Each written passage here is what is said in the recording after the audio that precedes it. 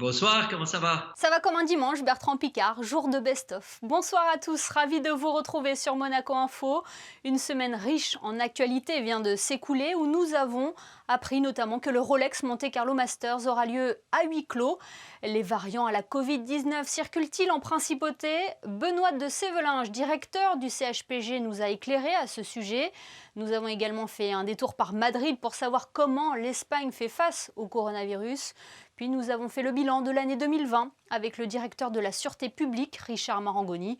Et nous avons parlé environnement avec le réalisateur, Luc Jacquet.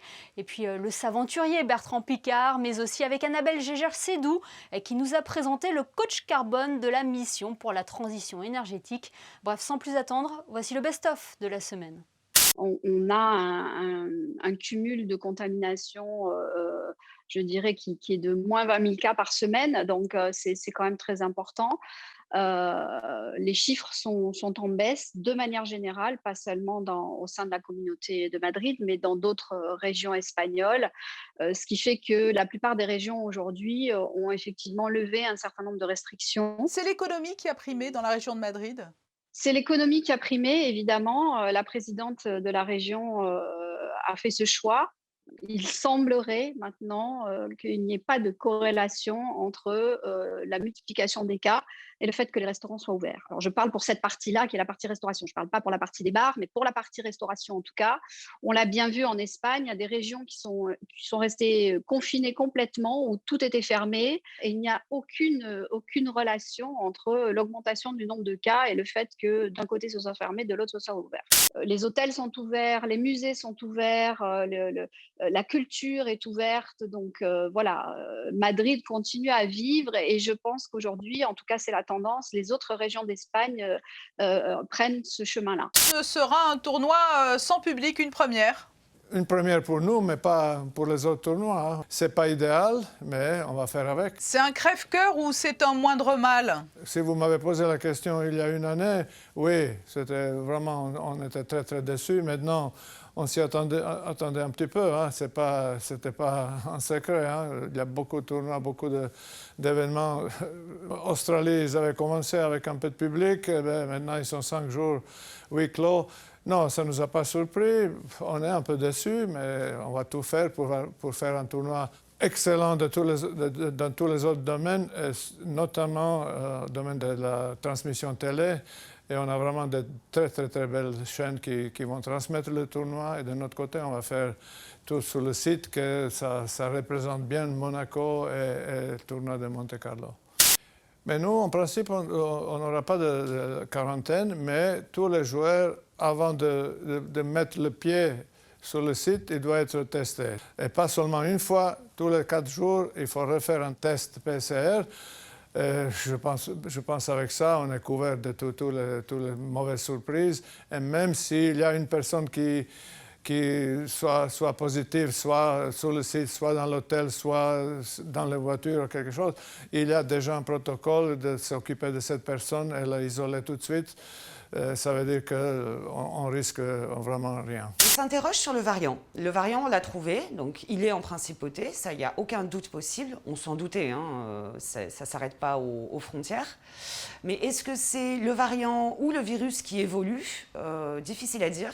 Est-ce que ce sont les comportements des gens qui évoluent? Difficile à dire. Pour l'instant, en ce qui nous concerne, on n'a trouvé que le variant britannique. Et on l'a trouvé chez des personnes âgées. Quand on a un test positif qui émane soit d'un cas très grave, soit d'un cluster, soit d'une contamination qu'on s'explique très mal, on l'envoie pour ce qu'on appelle un criblage. Ce n'est pas le séquençage du virus qui donne des résultats plus exacts, mais qui est très très compliqué à obtenir parce qu'il y a très peu de laboratoires en France qui font ça.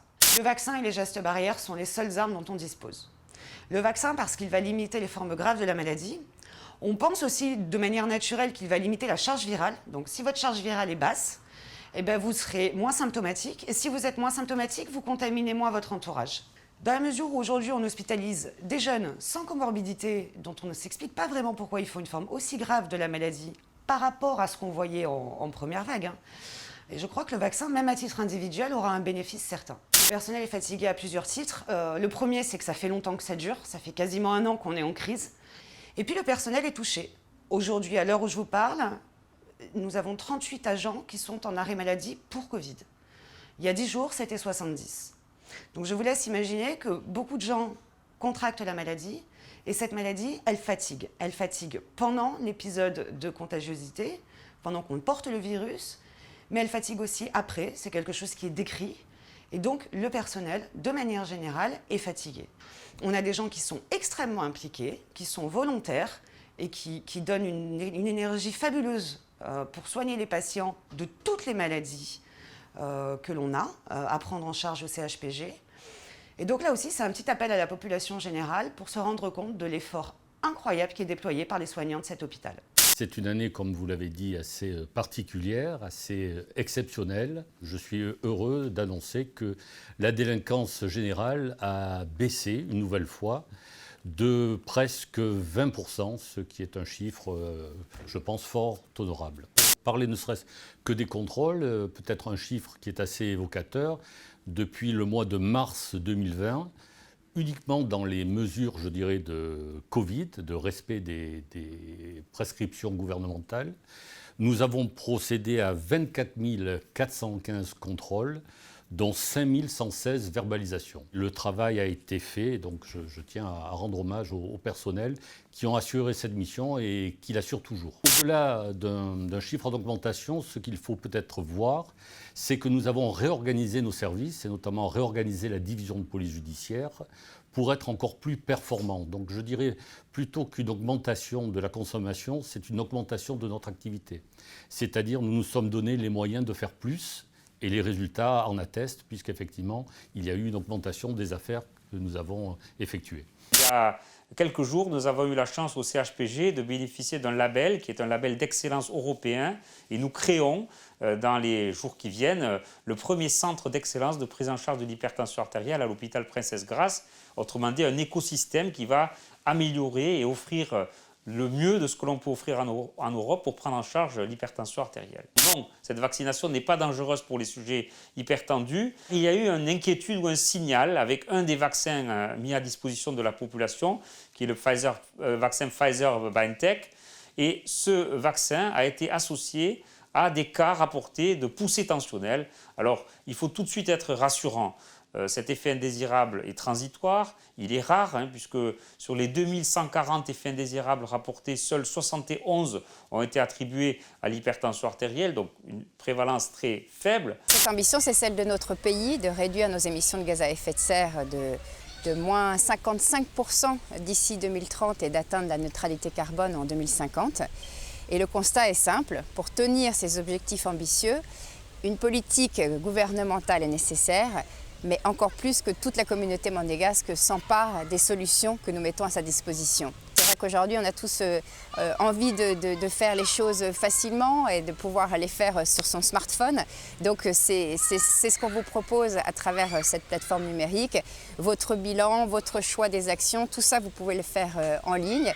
Et puis, comme le numérique, quand même, ça reste un outil, vous avez utilisé les bons mots, on a souhaité lui donner vie à travers ce personnage, ce coach, qui a un petit côté humain et encore une fois sympathique pour rendre tout ça un petit peu plus convivial. C'est quelque chose qu'il faut apprendre à faire maintenant, c'est à parler le langage de ceux qu'on veut convaincre, c'est-à-dire le monde politique, et le monde économique, le monde industriel. Il résonne en termes de création d'emplois, en termes de profit, et il faut montrer aujourd'hui que les solutions existent pour à la fois créer de l'emploi et faire du profit et protéger l'environnement. Et c'est ce que nous faisons avec la Fondation Solar Impulse maintenant depuis plusieurs années. On va bien sûr pas s'arrêter à 1000, on va continuer parce qu'il y a encore plusieurs centaines de solutions qui sont dans le pipeline de nos experts, mais ça montre qu'il y a beaucoup de solutions, énormément de façons de prouver que la protection de l'environnement rapporte plus que la destruction de l'environnement et qu'on peut totalement réconcilier l'économie et l'écologie. Vous savez, la voiture électrique, pendant longtemps, c'était une anecdote. C'était pas assez d'autonomie, pas assez de vitesse, c'était pas beau, c'était un peu la voiture de l'écolo qui n'avait pas de succès.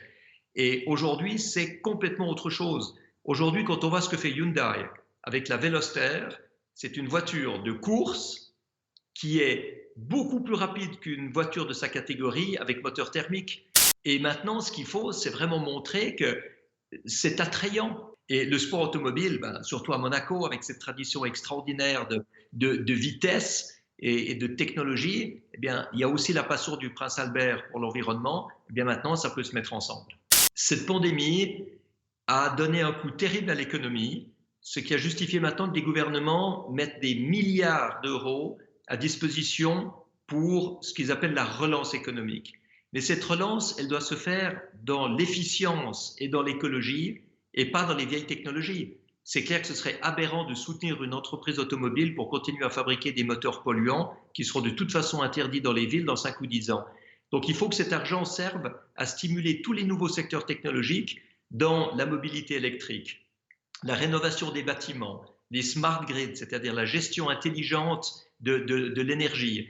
Il faut que partout, on ait une efficience, une économie d'énergie et qu'on ne soit pas comme dans le monde d'avant le Covid, un monde gaspilleur où 75% de l'énergie, 50% de la nourriture, 95% des déchets soient perdus. Même les déchets sont perdus. Nous sommes actuellement 31 et dans quelques jours 32 avocats défenseurs, avocats et avocats stagiaires en Principauté de Monaco.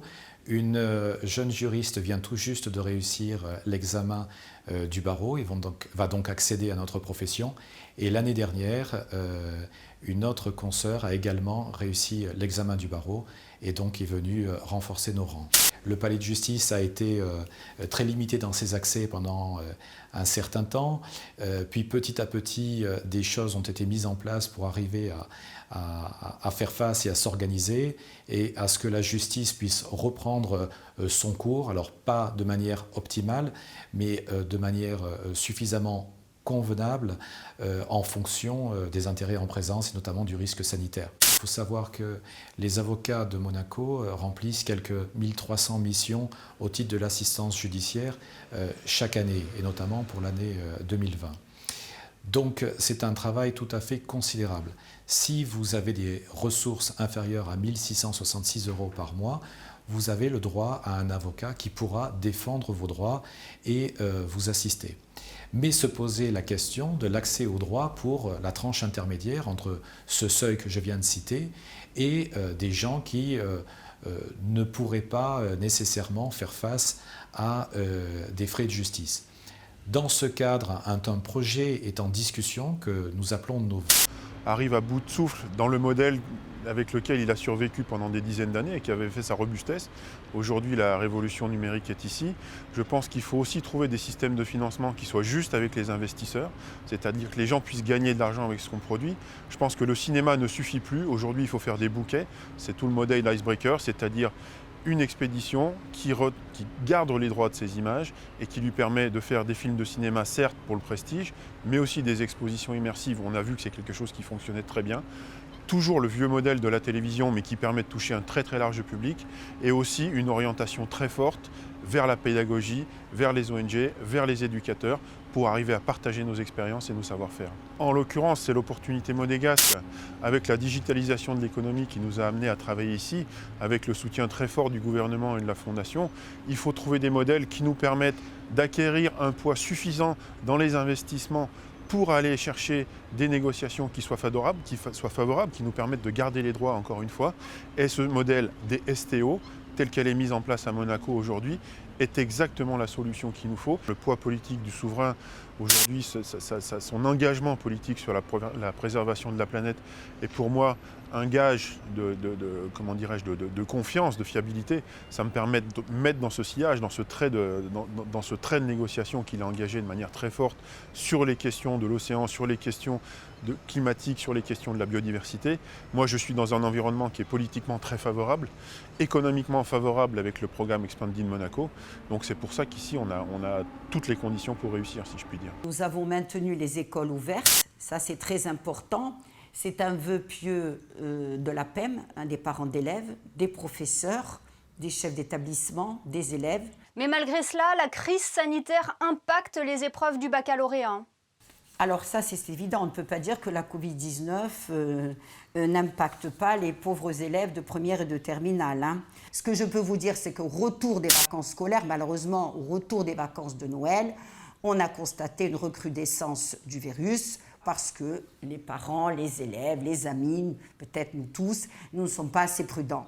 Donc, nous avons fait une campagne de dépistage au retour des vacances, la DNGS toujours en accord avec la DASA. Nous les avons amenés, bien entendu, au centre Léo Ferré, sur la base du volontariat. Évidemment, ce sont des enfants mineurs, il faut que les parents soient d'accord. Toute personne, que ce soit élève, parents ou personnel, enseignant, non enseignant, qui souhaitera se faire dépister à la rentrée pour se sentir plus à l'aise, je comprends, il suffira de téléphoner à la cellule Covid-19 qui est présente de 8h le matin à 20h le soir pour prendre un rendez-vous.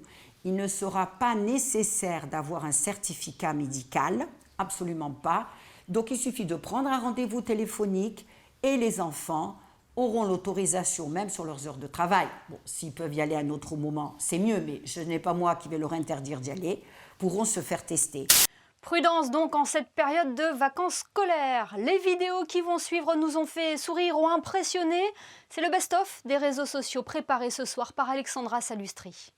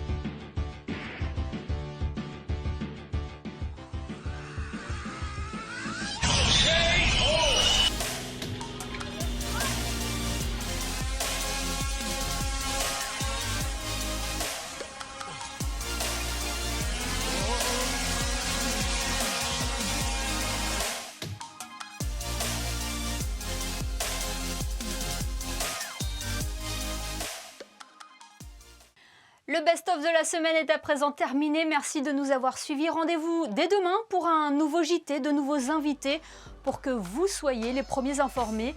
Belle soirée à tous sur Monaco Info.